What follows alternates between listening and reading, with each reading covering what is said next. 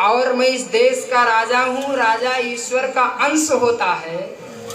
हम खड़े हैं और ये अपने समाधिस्थ हैं, इनको इतना भी भान नहीं रहा कि राजा को उठ करके जल दे दे। महाराज सिर पर कलयुग सवार था।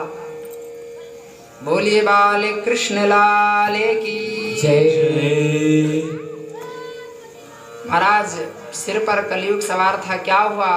देखा एक बगल में मरा हुआ सर्प पड़ा था, उठा करके राजर्षि के गले में, ऋषि के गले में डाल दिए। महाराज ऋषि के गले में डाल दिए, वहां से चले आए, लेकिन ऋषि को कोई प्रभाव नहीं पड़ा। लेकिन जब यही घटना शमीक ऋषि के पुत्र ऋषि श्रृंगी को पता चला, महाराज नदी में स्नान कर रहे थे, साथियों ने आकर के बताया आपके पिताश्री के गले में महाराज परीक्षित ने एक मरा हुआ सर्प डाल दिया। महाराज स्नान करते हुए हाथ में जल लेकर के शमीक ऋषि के पुत्र ऋषि श्रृंगी ने श्राप दे दिया। इतलंघित मर्यादायं तक्षकः सप्तमे हनि दक्षयन्ति स्म कुलांगारं चोदितो मे तदद्रुतम्। इतलंघित मर्यादायं तक्षकः सप्तमे हनि। राजर्षि, आपने मेरे पिताश्री का अपमान किया है, तो ऋषि श्रृंगी भी श्राप देता है कि आज के 7वें दिन तुमको तक्षक डसेगा।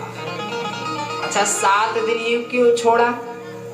या भी कह सकते थे कि आपने मेरे पिताश्री के गले में मरा हुआ सर्प डाला और यही तक्षक अभी जीवित होकर के तुरंत आपको डस लेगा। 7 दिन क्यों छोड़ दिए? देखिए, अपने यहाँ बहुत सी चीजें साथ हैं, वो चाहे शादी हो चाहे इत्यादि आदि, लेकिन इनसे यहाँ कोई संबंध नहीं है। ऋषि श्रृंगी 7 दिन छोड़े। एक संत ने अपना भाव व्यक्त किया, गले में मरा हुआ सर्प डाला, और गले के ऊपर कितने छिद्र हैं? 2, 2, 4, 2, 6, कितने छिद्र हैं? राजर्षि के पुत्र ऋषि श्रृंगी ने कहा, यदि आपने मेरे पिताजी के गले के ऊपर 7 छिद्र को छोड़ दिया, तो आपके लिए ऋषि श्रृंगी ने 7 दिन भी छोड़ दिया।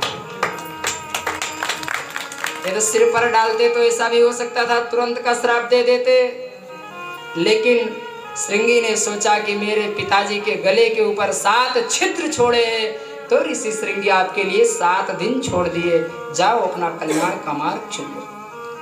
महाराज पता चला, आकर के पिताजी के गले में मरा हुआ सर्प पड़ा था, उतार करके फेंक दिए, गले से लगा करके रुदन करने लगे, पिताजी आपका राजर्षि ने अपमान किया। सारे साथियों ने बताया कि आपके पुत्र ने श्राप भी दे दिया।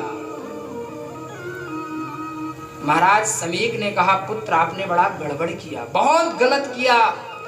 परीक्षित जैसे धर्मात्मा राजा इस पृथ्वी को मिलने में कभी नहीं मिलेंगे। महाराज जितने भी राजा होंगे सब धर्म निरपेक्ष होंगे, धर्म से कोई मतलब नहीं होगा। और जब राजा धर्म से मतलब नहीं रखेगा तो यथा राजा तथा प्रजा, जब राजा धर्म नहीं बचाएगा तो प्रजा में भी धर्म के गुण दिखाई नहीं देंगे, और जब प्रजा में धर्म के गुण नहीं दिखाई देंगे, लोग अपने गुण कर्म धर्म को भूल जाएंगे, तो समाज में क्या होगा? बोले वर्ण संकरता फैलेगी। उससे क्या होगा? बोले संकरो नरकायैवा कुलहनानां कुलस्य च पतन्त पितरो हेषां लुप्त पिंडोदक क्रिया। लोग अपने कर्म को जब भूल जाएंगे, वर्ण संकरता फैलने लगेगी, तो महाराज अनुष्ठान ही नहीं होगा, लोगों का उद्धार ही नहीं होगा, श्राद्ध भी नहीं हो पाएगा।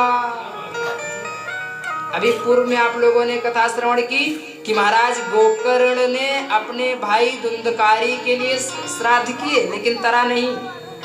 कभी विचार किए कि क्यों नहीं तरा? क्योंकि गया तो गलत है नहीं, पुराणों के अनुसार कथा है। श्राद्ध भी उस सत्कर्म से ही किए, विधवत किए, लेकिन क्यों नहीं तरा? देखिए, जब श्राद्ध कर्म भी किया जाता है तो अपने पूर्वजों का गोत्र का उच्चारण किया जाता है। और गोकर्ण जी महाराज जब धुंधकारी के का श्राद्ध उद्धार के लिए कर रहे थे तो अपने गोत्र का उच्चारण कर रहे थे, जबकि गोकर्ण के खानदान का धुंधकारी है ही नहीं तो तरेगा कहां से? जब इनके खानदान का है नहीं तो तरेगा कहां से? तो खैर, ये सब गीता जी के